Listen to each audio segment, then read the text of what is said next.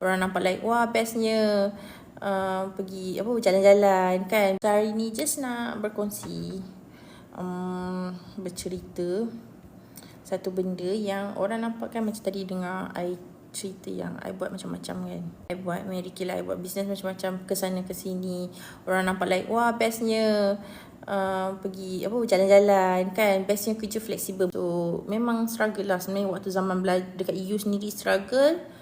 Time PKP pun ada struggle dia sendiri, and then sampai sekarang lah mana ada bisnes buat kerja yang mudah kan. So dekat situlah yang benda yang sebenarnya orang nampak macam, mostly lah for me, I always dapat macam orang kata orang bagi feedback, ataupun orang kata lah, senang cakap, orang kata macam best lah, senang lah, kau buat semua-semua menjadi, ataupun kau buat semua okey. Walaupun hakikatnya banyak yang tahu kita ni pernah jatuh, tergolek-terguling, menangis sebabkan banyak cabaran lah yang kita hadapi. Tapi yang ramai orang tak nampak adalah, orang tak nampak apa yang kita lepaskan, kita let it go untuk capai ke satu tahap tu. Kan tak semua nampak korban.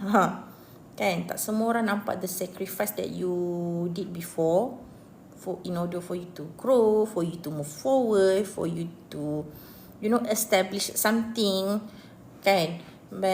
Tapi semua korban tu, the sacrifice to itself, ada harga dia, ada nilai dia yang kita kena lepaskan lah.